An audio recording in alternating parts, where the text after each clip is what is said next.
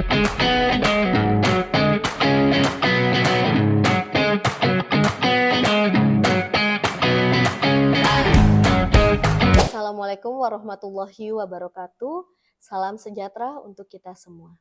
Perkenalkan, saya Anggi Deliana Siregar. Saya merupakan salah satu dosen program studi Teknik Geologi, jurusan Teknik Kebumian, Fakultas Sains dan Teknologi Universitas Jambi.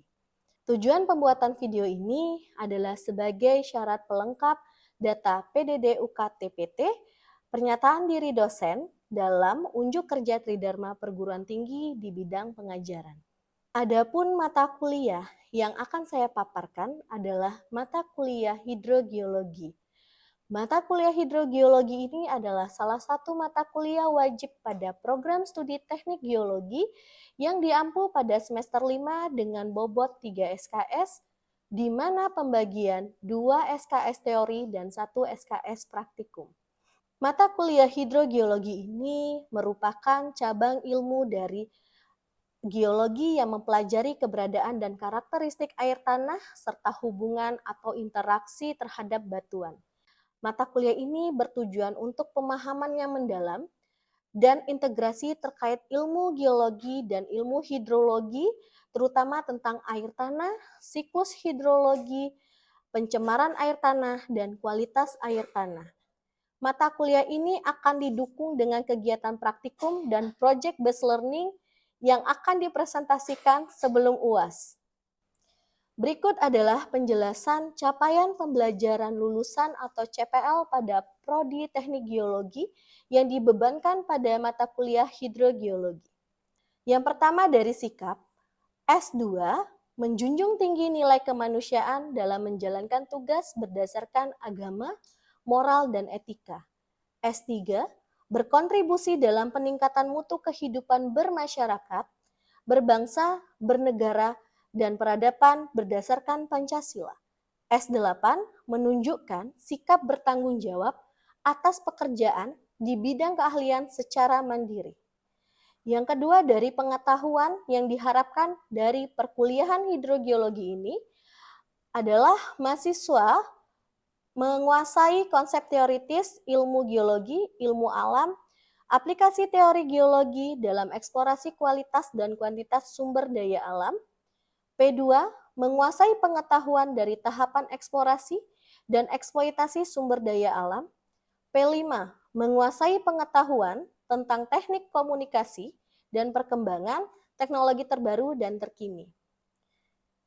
P6, menguasai prinsip dan isu terkini dalam ekonomi sumber daya alam, sosial, lingkungan, keselamatan kerja secara umum. Berdasarkan CPMK yang ada pada mata kuliah hidrogeologi terdiri dari 5 CPMK, di mana pada CPMK 1 mampu memahami dan menjelaskan tentang hidrogeologi dan macam air, CPMK 2 mampu memahami dan menjelaskan daur hidrologi, neraca air, dan konsep darsi. CPMK 3 mampu menjelaskan sistem air tanah dan jernih serta pembentukan akuifer. CPMK 4 mengetahui hukum perundangan air tanah, pemetaan, dan permodelan. CPMK 5 mampu menjelaskan metode analisis kualitas air dan mengetahui jenis pencemaran dalam air tanah dan permukaan. Adapun materi bahan kajian yang akan dipelajari selama 16 pertemuan pada mata kuliah hidrogeologi ini, yang pertama hidrogeologi, pertemuan kedua siklus hidrologi, ketiga neraca air, keempat konsep darsi, kelima perilaku batuan terhadap air, keenam sistem air tanah, akuifer dan jenis akuifer, ketujuh properti fisik kimia air, kedelapan perundangan air tanah dan sifat air tanah, ke-9 metode pemetaan air tanah dan tahapan eksplorasi, ke-10 pengambilan sampel air tanah dan permukaan, 11 pencemaran air tanah dan analisisnya, 12 pelacakan fisik kimia air tanah, 13 interaksi air asin dan air tanah, 14 analisis kualitas air tanah dan permukaan. Media pembelajaran dengan 2 perangkat lunak dan perangkat keras, melalui software, model e-learning resmi Unja, PowerPoint, video, YouTube, dan Zoom Meeting. Kemudian perangkat kerasnya ada buku, e-book, smartbook, LCD, proyektor, dan papan tulis.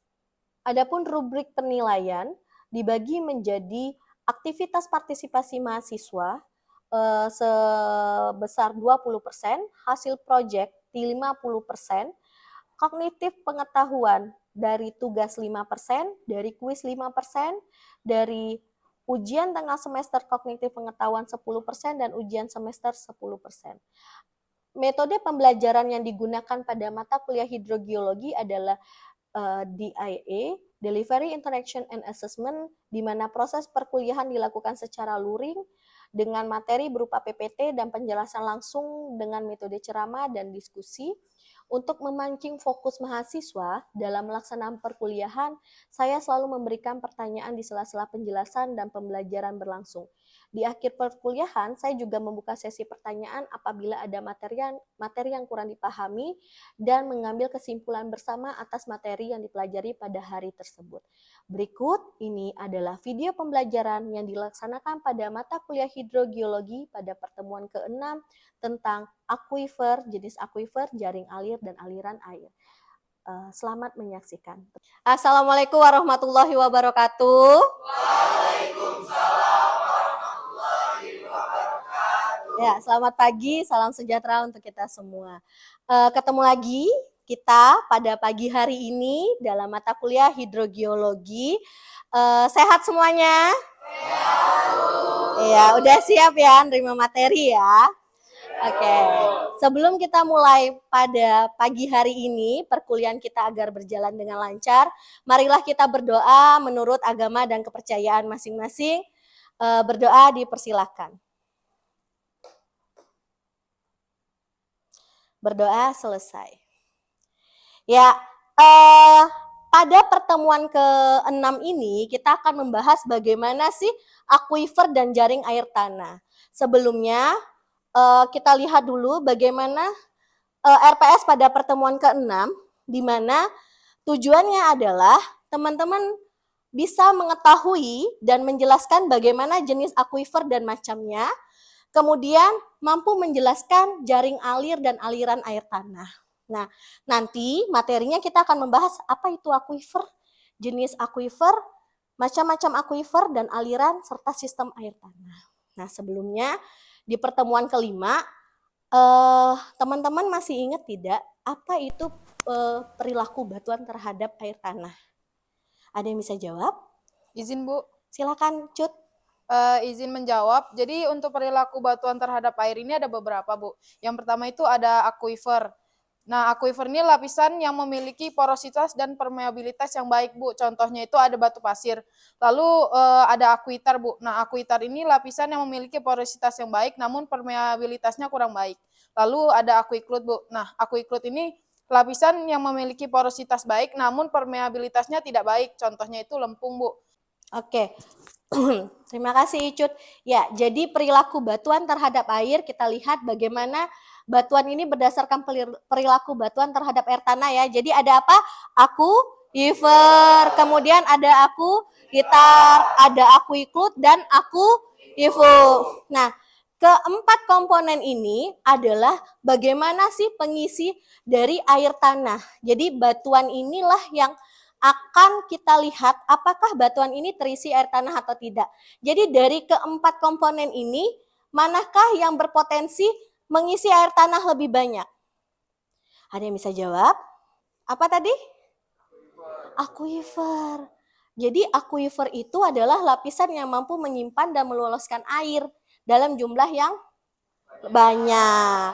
Oke, nah dari sini kita mengingat kembali bagaimana siklus atau daur hidrologi yang berperan penting dalam proses aquifer. Ada yang bisa menjelaskan apa itu daur atau siklus hidrologi? Iya, Mea, gimana? Siklus hidro itu ada 3. Yang pertama siklus pendek, itu dimulai dari evaporasi atau penguapan, kemudian kondensasi, dilanjutkan dengan presipitasi. Kemudian ada yang kedua itu siklus sedang, dari kondensasi dari evaporasi, kemudian kondensasi, presipitasi, dan infiltrasi. Kemudian untuk siklus yang ketiga itu ada siklus panjang, merupakan siklus yang paling kompleks dari ketiga siklus hidrologi, dimulai dari evaporasi, kondensasi, presipitasi, kemudian adanya sublimasi atau rekristalisasi, kemudian infiltrasi, runoff, dan perkolasi. Oke, ya kita lihat ya daur hidrologi atau siklus hidrologi yang dimana berperan penting dalam pergerakan air atau jaringan air tanah dan aliran air. Kalau teman kita tadi Mea menjelaskan bagaimana perjalanan siklus hidrologi, ada berapa tadi? 3. Ada pendek, ada sedang, dan panjang. Nah, ketiga model siklus tadi itu akan mempengaruhi bagaimana proses infiltrasi yang masuk ke dalam rekahan-rekahan dari si batuan ini. Nah, teman-teman coba lihat bagaimana siklus ini mengantarkan aliran airnya dengan baik. Proses infiltrasi inilah setelah adanya presipitasi, proses infiltrasi inilah yang akan masuk ke celah-celah dari si batuan tadi. Nah, seperti yang dijelaskan oleh teman kita Cut tadi dan penjelasan bagaimana perilaku batuannya. Nah, selanjutnya dari bagaimana siklus hidro tadi, bagaimana pengaruh akuifer, akuiklut, akuitar, dan akuifuk tadi, inilah keberadaan air di dalam tanah batuan. Ada yang berbeda tidak? Setiap gambar. Ada kan? Jadi dari yang ini adalah bentukan rekahannya, kemudian ini adalah rekahan yang saling bersilang, kemudian ini adalah bentukan yang rekahannya paling banyak ya. Ketiga rekahan inilah yang akan mengantarkan aliran air dengan baik atau tidak. Pengaruhnya terhadap bagaimana sih bentukan porositas dan permeabilitas. Oke, nah ini ada gambar air tanah atau groundwater. Dari gambar ini tetap berpengaruhnya infiltrasi ya. Ada zona unsaturated dan saturated zone. Nah, di mana zona ini dipengaruhi dengan posisi si water table. Oke, ada yang bisa menjelaskan kembali tidak gambar tersebut tentang infiltrasi dan pengaruhnya terhadap water table? Izin Bu untuk menjelaskan. Di sini kita bisa lihat adanya infiltrasi atau masuknya air tanah ke dalam permukaan, dan di situ ada unsaturated zone yang mana merupakan zona yang tidak bisa ditempati oleh air, dan ada zona saturated zone atau zona terakumulasinya air, yang mana ini dibatasi oleh water table atau muka air tanah, Bu. Oke, ya jadi water table atau muka air tanah inilah yang membatasi antara unsaturated dengan saturasi zone. Jadi infiltrasi ini adalah proses masuknya air ke bawah permukaan. Jadi infiltrasi inilah yang nyampai pada si zona unsaturated, kemudian ada water table. Tahu water table? Tahu. Jadi water table itu adalah si muka air tanah. Oke, kemudian ini adalah bentukan apa sih aquifer itu gitu. Ini adalah bentukan bawah permukaan, ada recharge area, ada discharge area. Kalau recharge area daerah pengisian. Kalau discharge daerah Penguapan atau pelepasan. iya, penguapan atau luaran, di mana proses ini berpengaruh penting pada siklus hidrologi. Ada yang mengisi, kemudian ada yang meluap. Nah, apa sih jadinya pengertian aquifer? Jadi pengertian aquifer sendiri adalah lapisan pembawa air tanah, batuan sedimen, formasi, sekelompok formasi, atau sebagian dari suatu formasi yang jenuh akan air. Kemudian yang bersifat permeable dan mampu memasok air kepada suatu mata air sumur dalam jumlah yang cukup ekonomis. Jadi berpengaruh signifikan adalah si porositas dan permeabilitas. Seperti tadi ya, bentukan porositas dengan permeabilitas. Nah, inilah jenis-jenis aquifer. Jadi tadi kita sudah tahu pengertian aquifer. Nah, kita lihat bagaimana sih jenis aquifer berdasarkan nilai K. K K itu adalah permeabilitas. Ada berapa jenis aquifer? Yang pertama tadi aquifer tertekan. Kemudian ada aquifer bebas. Ada aquifer semi tertekan. Kemudian ada semi bebas. Di sini ada sumur nih. Ada 4 sumur. Ada flowing artesis, ada water table, kemudian water table well juga, sumur dengan muka air tanah, kemudian ada artesis, tapi ada yang flowing. Nah, dari berdasarkan ini, kita lihat lagi bagaimana kondisi dari aquifer tertekan. Kalau aquifer tertekan, kita memiliki nilai porositas dan permeabilitas yang sangat baik. Contohnya apa? Batu pasir.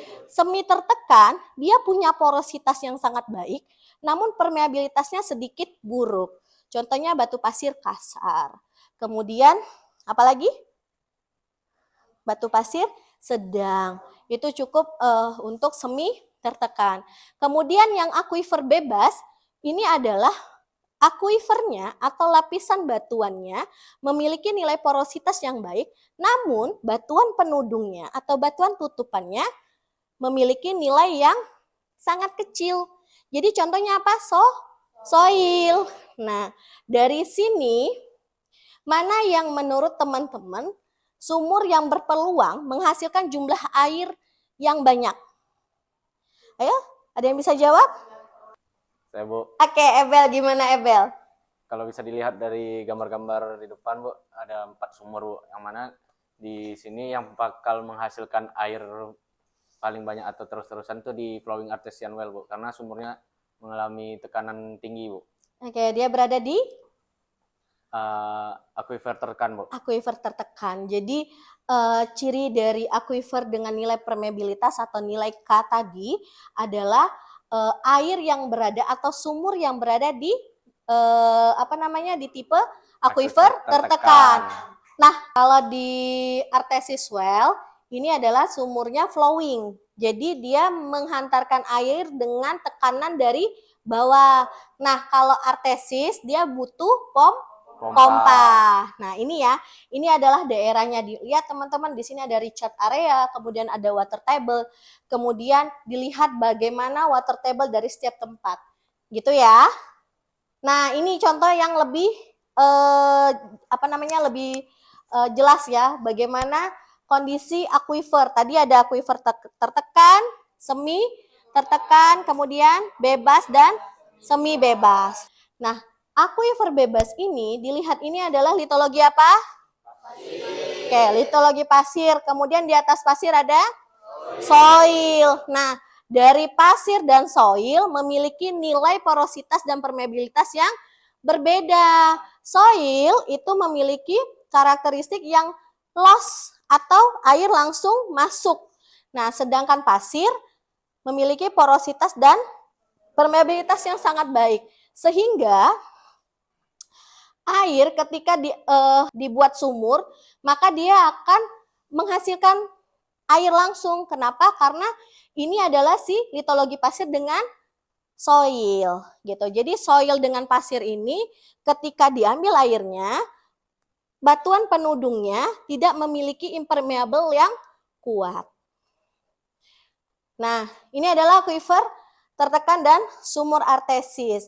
Ada yang beda tidak dengan gambar sebelumnya? Ada. Yang mana ya? Coba ada yang bisa nggak menjelaskan? Ya, Ucup. Gimana Ucup bisa menjelaskan apa perbedaan dari gambar sebelumnya? Kalau dilihat dari gambar ini, Bu, jenis aquifer tertekan dan sumur artesis ini di mana pada gambar yang di atas itu dia menunjukkan bahwa si aquifer itu memiliki satu lapisan dan juga si langsung atasnya itu soilnya, Bu. Jadi dia si aquifernya itu tertekan hingga airnya keluar sendiri. Oke, ya.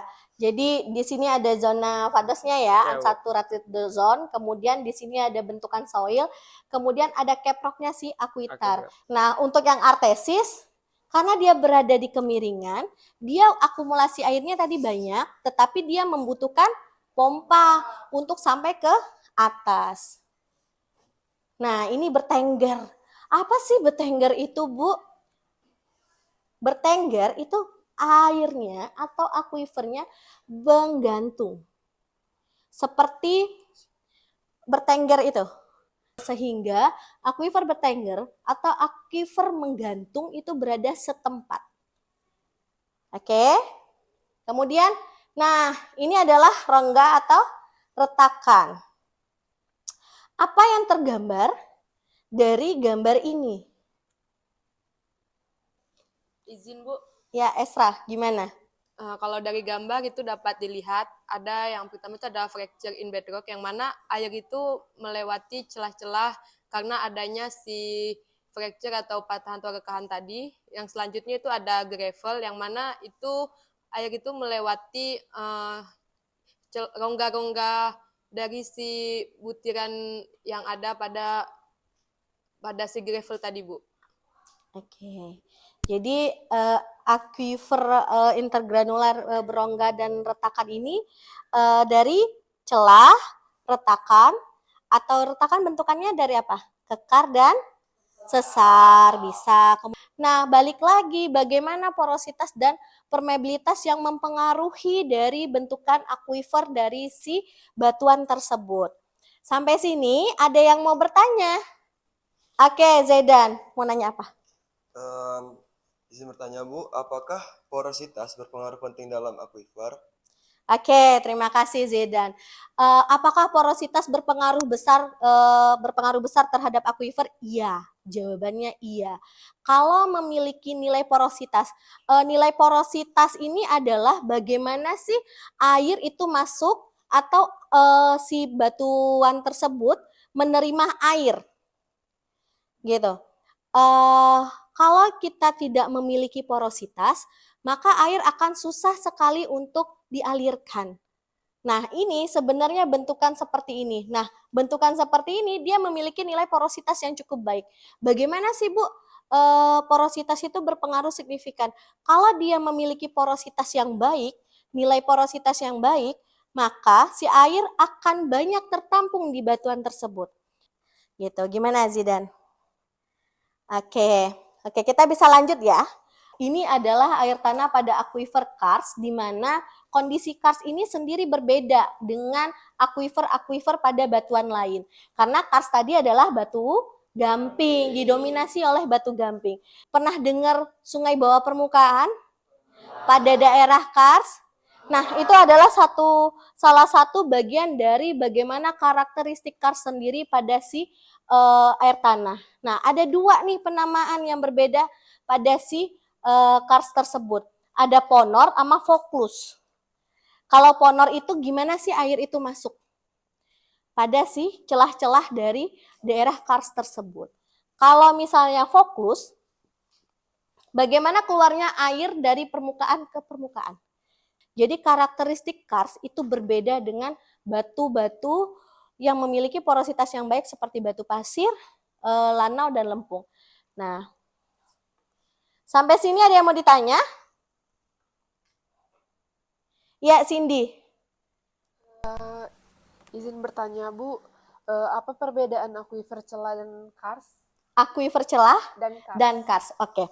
Kalau akuifer celah, dia memiliki celah-celah akibat adanya fracture atau rekahan. Bentukan dari celah yang muncul. Nah, celah inilah yang menghasilkan bentukan dari si akuifer. Kalau akuifer karst, akuifernya setempat. Tadi apa jenisnya? Salah satunya adalah akuifer bertengger atau akuifer menggantung. Nah, seperti itu. Nah, ini yang terakhir. Akuifer dari pengaruh dari stratigrafi. Kalau di dalam geologi, stratigrafi itu urut-urutan batuan ya, dengan urutan yang lateral atau sempurna ya.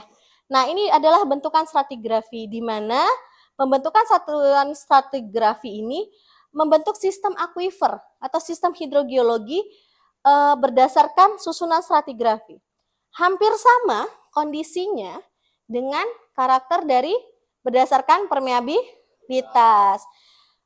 Ya, Jadi kalau berdasarkan stratigrafi, kita bisa melihat bagaimana posisi dari kondisi akuitar atau yang memiliki batuan dengan porositas yang rendah dan permeabilitas yang rendah, kemudian tersusun kembali ke akuifer yang memiliki porositas dan permeabilitas yang baik, kemudian tertutup lagi nih dengan akuitar, kemudian tertutup lagi dengan akuifer. Jadi di sini adalah bagaimana mengilustrasikan posisi stratigrafi yang berurutan, impermeable, permeable, impermeable, permeable, dengan punya ritme yang berurutan secara teratur. Nah, kalau di akuifer berdasarkan permeabilitas kan satu daerah itu atau satu tempat itu hanya memiliki akuifer tertekan saja, kemudian semi bebas saja, kemudian bebas, semi tertekan. Tapi kalau di sini dia memiliki ukuran yang berurutan pada akuifer tertekan, semi tertekan. Nah, ini kalau dilihat arah panahnya, dia mengarah ke daerah discharge. Tadi daerah discharge apa? Daerah luahan atau pelepasan. Berarti akuifer di daerah sini itu mengalir ke daerah yang rendah. Di dalam hal ini adalah daerah discharge adalah si sungai. Nah, seperti itu. Oke, jadi sudah cukup mengerti atau sudah mengerti bagaimana jenis dan tipe akuifer, kemudian bagaimana aliran air dan jaring alir. Nah, coba ada yang pengen menjelaskan apa sih tipe akuifer yang sudah kita pelajari tadi ini apa saja? Oke, silakan Rangga. Izin Bu, yang dari dipelajari tadi itu Bu ada 3 tipe akuifer. Yang pertama tuh nilai dari stratigrafinya Bu, terus ada nilai dari permeabilitas sama nilai dari berdasarkan si porositasnya Bu. Oke, nilai stratigrafi, kemudian porositas dan nilai dari permeabilitas. Ketiga tipe ini mempunyai ciri khas sendiri. Nah, teman-teman bisa kita ambil kesimpulan bersama bahwa pelajaran pada hari ini, materi pada hari ini, bagaimana tipe akuifer yang berada di muka bumi ini ada 3 tipenya. Tadi stratigrafi, kemudian berdasarkan permeabilitas dan porositas. Permeabilitas tadi apa? Ada tertekan, semi tertekan, bebas, dan semi bebas. Yang kedua adalah berdasarkan porositas. Ada akuifer, celah, kemudian kars, dan intergranular. Kemudian pada stratigrafi dia memiliki urutan secara lateral atau secara baik pada akuifer tertekan dan akuifer semi tertekan dengan impermeable yang akuitar. Nah, kesimpulannya bahwa daur hidrologi, perilaku batuan terhadap air, dan karakteristik porositas permeabilitas sangat berperan penting pada tipe akuifer. Sebelum saya tutup pertemuan kita pada hari ini, ada baiknya kita berdoa kembali agar apa yang kita serap dapat memberikan dampak positif kepada kita semua. Berdoa, saya persilahkan. Berdoa selesai. Terima kasih. Saya akhiri. Assalamualaikum warahmatullahi wabarakatuh.